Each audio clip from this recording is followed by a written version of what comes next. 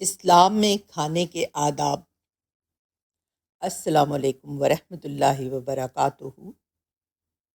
پیارے ناظرین، آج ہم اسلام میں کھانے کے آداب کے بارے میں بات کریں گے۔ اسلام ایک مکمل ضابطہ حیات ہے جو زندگی کے ہر شعبے میں ہماری رہنمائی کرتا ہے۔ کھانا کھانا بھی ایک عبادت بن سکتا ہے اگر اسے مندرجہ ذیل سنت کے مطابق کیا جائے۔ نمبر 1، کھانے سے پہلے ہاتھ دھونا۔ کھانے سے پہلے ہاتھ اچھی طرح دھونا صفائی اور صحت دونوں کے لیے ضروری ہے۔ نمبر 2، بسم اللہ پڑھنا۔ کھانا شروع کرنے سے پہلے بسم اللہ الرحمن الرحیم پڑھیں۔ اگر شروع میں بھول جائیں تو یاد آنے پر کہیں بسم اللہ اولا والآخرہ۔ نمبر 3، دائیں ہاتھ سے کھانا۔ رسول اللہ صلی اللہ علیہ وآلہ وسلم نے دائیں ہاتھ سے کھانے کی تعلیم دی ہے۔ یہ سنت بھی ہے اور آداب بھی۔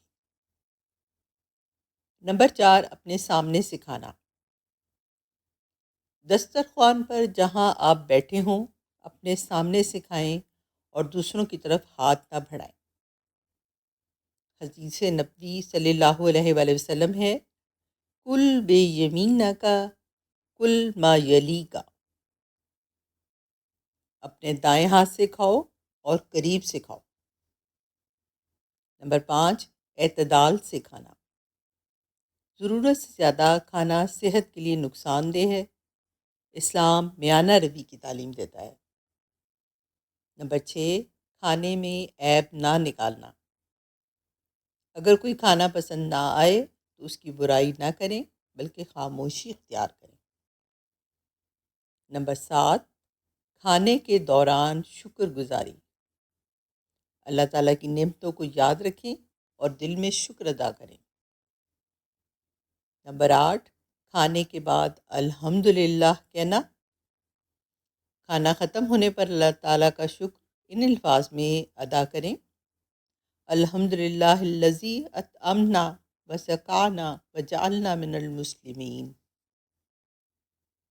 نمبر 9، دوسروں کے ساتھ کھانا۔ مل جل کر کھانے سے محبت، برکت اور بھائی چارہ بڑھتا ہے۔ نمبر 10، کھانے کو ضائع نہ کرنا۔ جتنی ضرورت ہو اتنا ہی لیں اور کھانے کو ہرگز ضائع نہ کریں کیونکہ یہ اللہ کی نعمت ہے۔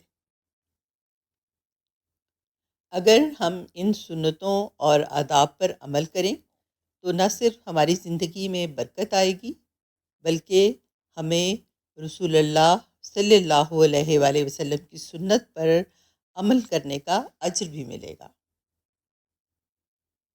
اگر آپ کو یہ ویڈیو پسند آئے تو اسے لائک کریں، اپنے دوستوں کے ساتھ شیئر کریں اور مزید اسلامی معلومات کے لیے ہمارے چینل کو سبسکرائب کرنا نہ بھولیں۔ جزاکم اللہ خیرہ۔